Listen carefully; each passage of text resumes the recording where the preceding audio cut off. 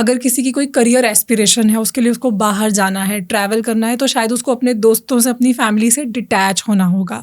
इसी तरह से कई बार डिटैचमेंट बहुत ज़रूरी होती है, पर डिटैचमेंट बहुत मुश्किल होती है। तो गीता में क्या इसके लिए कोई वर्णन है? क्या कृष्णा ने डिटैचमेंट के बारे में कुछ बताया है जो आज हम सीख सकते हैं? त्यागो ही पुरुष व्याघ्र त्रिविध संप्रकीर्तित, कृष्ण कहते हैं।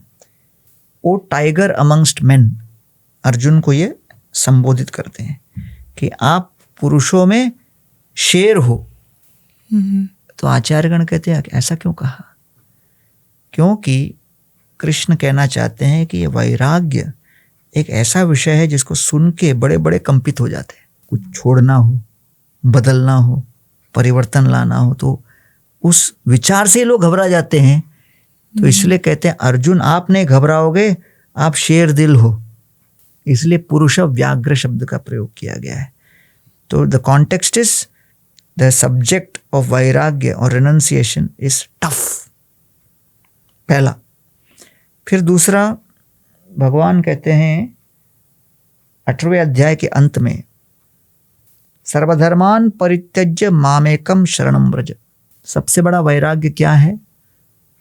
सबसे बड़ा वैराग्य किसी वस्तु को छोड़ना नहीं, किसी व्यक्ति को छोड़ना नहीं, किसी धन दौलत इत्यादि को छोड़ना नहीं। सबसे बड़ा वैराग्य है अपने मत को परिवर्तित करना।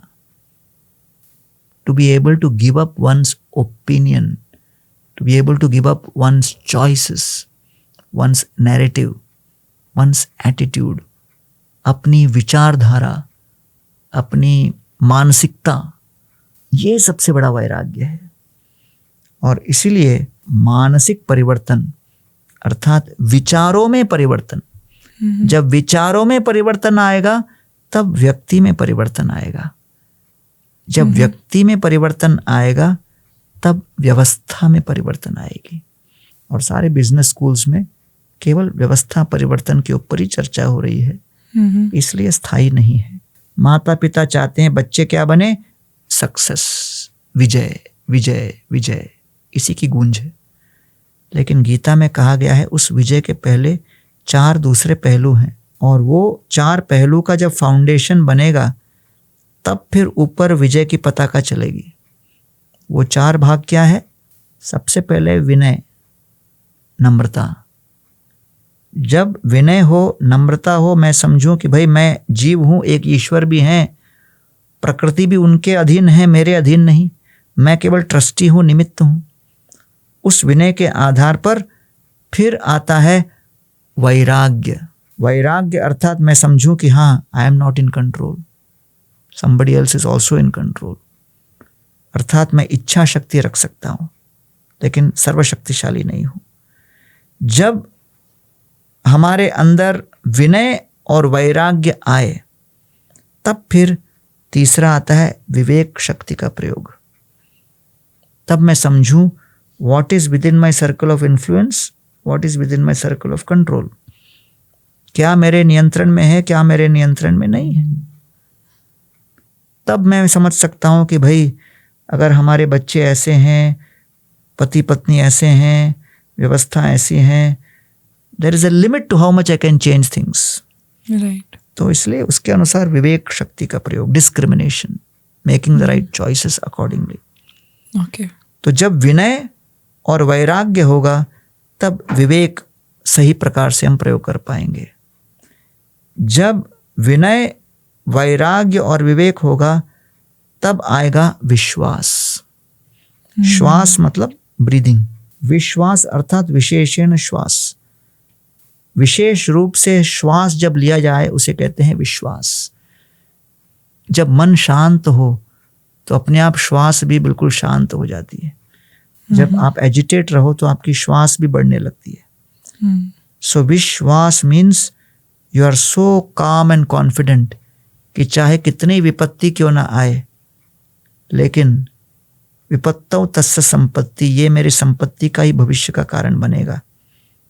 तो उसे कहते हैं विश्वास, confidence, conviction, clarity in the midst of confusion and chaos।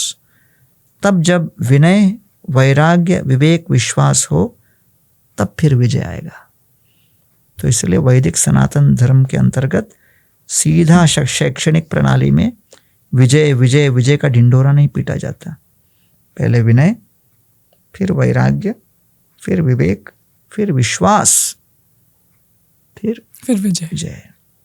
क्या इन्हीं चीज़ों के बारे में श्री कृष्ण ने अर्जुन को भी समझाया था जब वहाँ पर ये डिसीजन लेना था कि अब वो टाइम आ गया है that you should be ready for the detachment? Arjun का प्लान था कि मैं युद्ध नहीं करूं, और पूरी गीता सुनाई गई अर्जुन के प्लान को बदलने।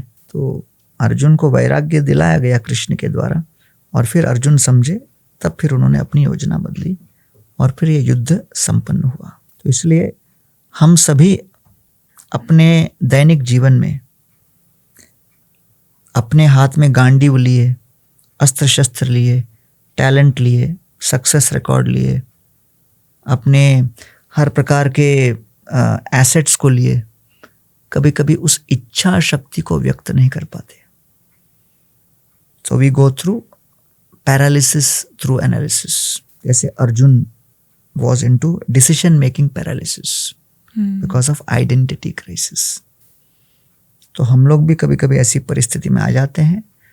इसीलिए गीता का ज्ञान हमें बताता है कि अर्जुन के अंदर जो आइडेंटिटीज के बीच में युद्ध चल रहा था, अर्जुना's identity as a warrior while seeing Duryodhan was in conflict with Arjuna's identity as a grandson while seeing Bhishma, was in conflict with Arjuna's identity as a student while seeing Drona. तो अर्जुना को युद्ध भूमि में 3 अलग अलग लोगों को देखकर 3 identities उनके आपस में अंदर युद्ध कर रहे थे। अर्जुन के अंदर का शिष्य और पोता और धनुर्धर तीनों आपस में युद्ध कर रहे थे, और इसलिए arjuna got paralysed by the internal conflict of identities. इसलिए कृष्ण ने गीता सुनाई ये बताने कि do not under estimate the internal identity conflicts, because if you can not resolve that, you can be as powerful as Arjuna, you will be totally paralyzed.